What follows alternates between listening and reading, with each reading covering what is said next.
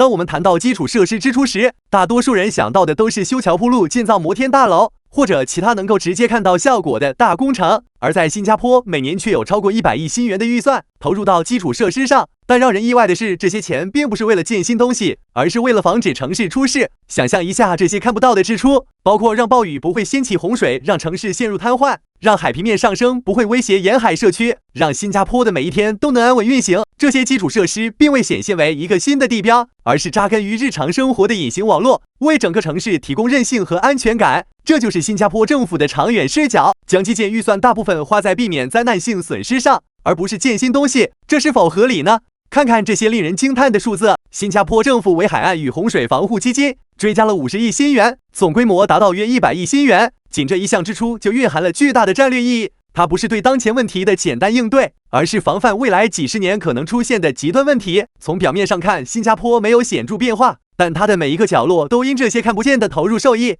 所谓防止城市出事，并不只是概念化的问题，而是真真切切关乎日常生活的一些关键细节。其中之一就是排水系统。面对极端天气和暴雨的频发，新加坡的排水设施变得格外重要。比如2025财政年度，新加坡公用事业局计划投入1.5亿新元用于新一轮排水改善工程，升级城市的排水网络，减少内涝带来的生活困扰。而自2011年以来，新加坡已经累计投入约25亿新元，用于改善整体排水系统布局，包括新建防洪设施和改造内部排水网络。为什么要花这么多钱在排水上？答案其实很简单，一个强韧的排水系统可以让暴雨从可能引发的灾难变成一场普通的天气现象。没有积水的街道减少了交通事故和延误，让居民可以安心度过雨天，而不是担心被困家中或车辆受损。这些看似不引人注意的排水投入，让整个城市系统能够在每次大雨后迅速恢复正常，而不是进入无序状态。这是一场和极端天气的长期博弈。新加坡通过这些基础设施的完善，避免了生活变成灾难大片。除了排水系统，新加坡的基建支出还大量用于应对更大的风险，气候变化带来的海岸威胁。作为一个岛国，新加坡必须面对海平面上升和沿海风暴潮的潜在危害，任何一次极端事件都可能为城市带来灾难性后果。这就是海岸与洪水防护基金的由来，一项长远规划，用巨大的投入换来未来几十年的沿海保护。为了长期对抗海洋和气候带来的威胁，新加坡政府已经将基金规模提升至100亿新元，目的是提前防范不可预测的自然灾害。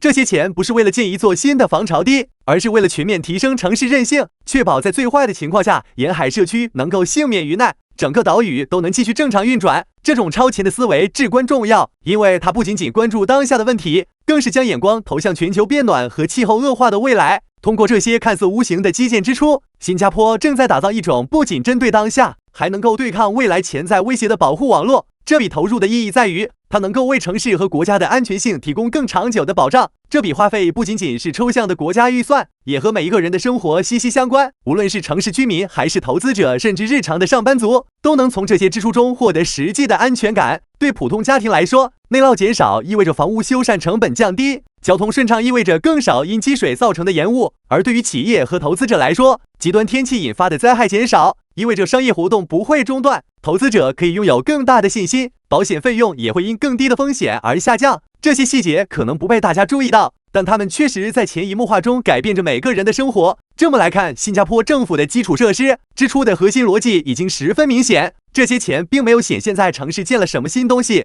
而是深埋于日常运营的大系统中，让新加坡能够规避灾难稳定运行，始终保持国际竞争力。这不是国家的短期预算，而是对国家未来几十年的全面投资。现在问题来了，这样的投入究竟值不值？答案非常明确，这样的基础设施支出不只是硬件，它买来的是新加坡无法用肉眼直接看到的安全感。无论是日常的暴雨，还是全球气候变化的威胁，新加坡正在通过这些预算构建一个能经受住极端挑战的韧性系统。这些看不见的设施正在保护每一个家庭、每一家企业，甚至这座城市运行的核心结构，让社会不会突然崩塌。100亿的新元为国家带来的价值远高于外表能观察到的变化。这笔支出的核心是一种隐形但又无价的能力，让赤道小岛拥有面对不可预测灾难的从容。这也正是新加坡能够成为全球安全感最高城市之一的关键所在。这笔钱不是在买表面的东西，而是在买韧性，一个城市不因突发问题而崩盘的底层基础。如果你喜欢这样的解读和深入分析，欢迎订阅我们的频道，开启通知铃铛，第一时间获取关于新加坡不同内容的更新。如果你对这样的内容感兴趣，也请点赞并分享给更多人，让大家一起来关注这个关系我们未来生活的重要话题。